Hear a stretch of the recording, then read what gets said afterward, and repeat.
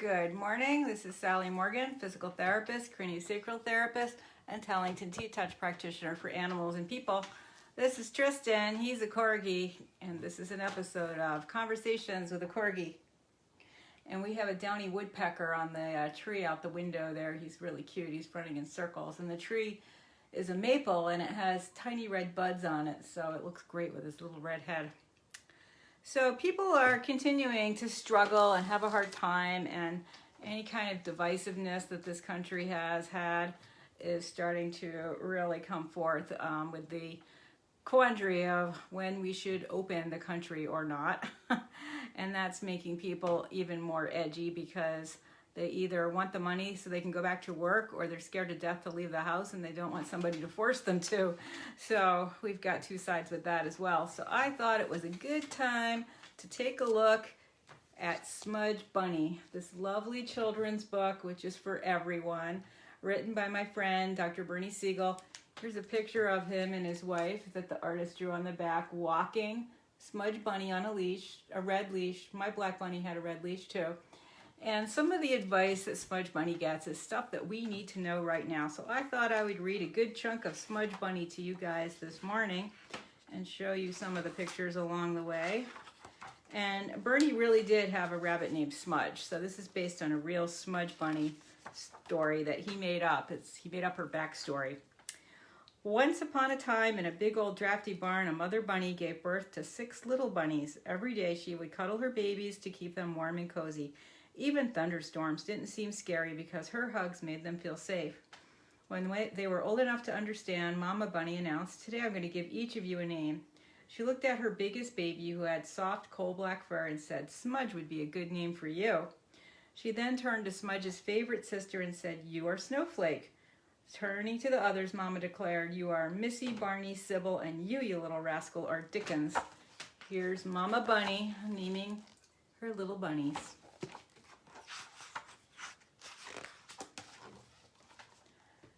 As they grew stronger, Mama's bunnies began to hop around the barn. They loved playing hide and seek. Smudge would always win because she could disappear in the shadows. She sometimes would play tag or race around the barnyard with her sisters to see who was faster. Other times they would get lost or stuck in tight places and cry for Mama.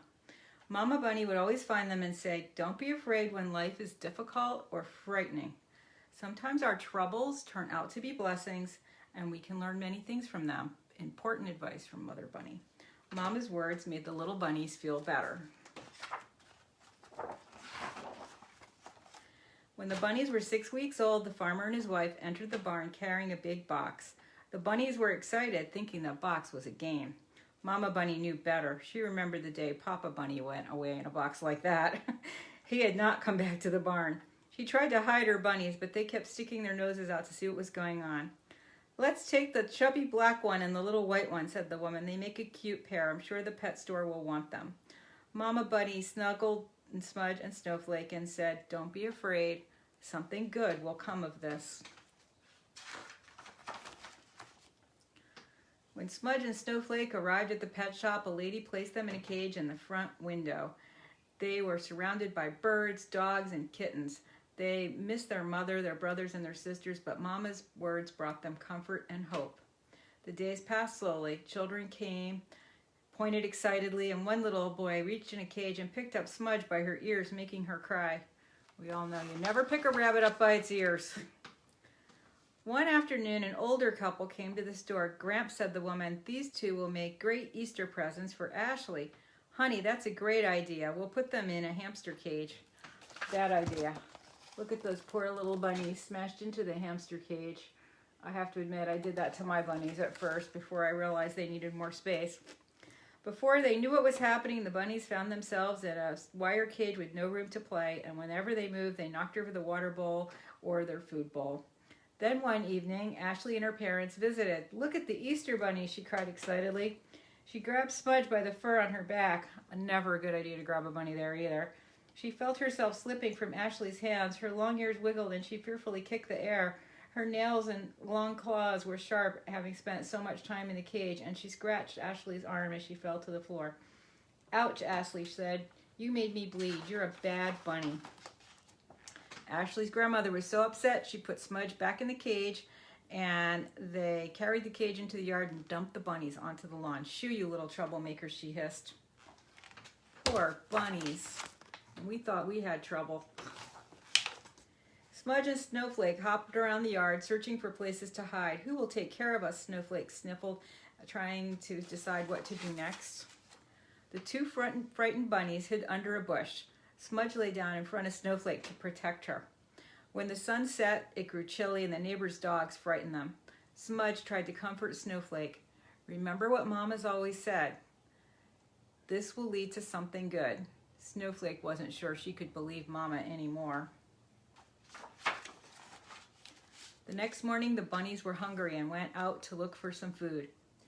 As they did, they heard a woman's voice. Come here, little bunnies.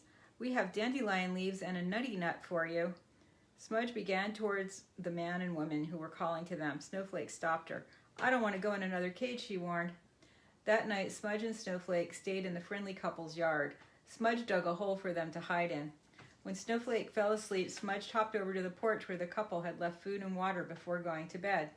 When she finished eating, she hopped back to tell Snowflake the good news, but Snowflake was gone.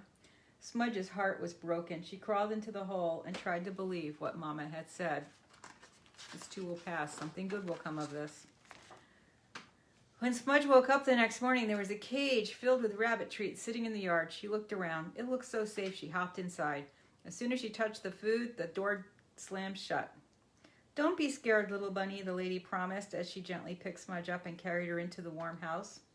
Once inside, she handed the bunny to her husband. He cradled Smudge and said in a soft voice, Nice little bunny, where's your little friend? He gently petted her belly. Why, you look like a sweet little Smudge bunny. At the sound of her name, Smudge relaxed, feeling comfortable and safe, and she began to get drowsy. The last thing she remembered before drifting off to sleep was her new dad saying, I'm going to build little Smudge her very own house. Here's Bernie and his wife, and Bernie's giving Smudge some reassurance.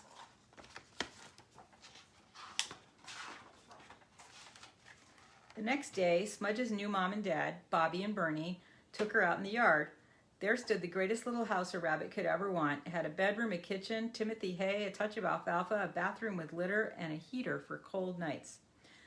When Smudge felt comfortable in her new home, Bobby and her husband Bernie introduced her to the 4 cats. Her new brothers and sisters did not enjoy playing nose tag, so she often got a thwack on the head when she charged up to nuzzle them.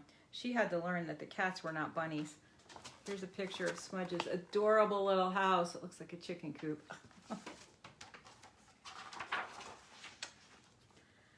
When Smudge was frightened by strangers and loud noises, she would jump into her box to hide. Every night after dinner, Bernie would hold Smudge in his arms and rub her tummy. Sometimes he would lie on the floor and she would nap on his chest. Yep, my ex-husband Jack used to have a rabbit sleeping on his chest. At bedtime, Smudge played tag with Bobby and Bernie and made them chase her around the living room furniture. She was grateful for her new family, but she missed Snowflake. One sunny afternoon, Bobby and Bernie went out into the yard with a leash and harness. Smudge, guess what? Today, we're going to take you for a walk. Smudge was excited to be going out with her parents, and she stood very still when they put the harness on. She hopped right along between them as they started out. Bernie, Bobby, and Smudge were having a great time when they reached the bottom of their driveway. There in front of them was a sign stapled to a tree. It said, Found Bunny, with a nearby address. Here they are, walking the bunny and seeing the sign.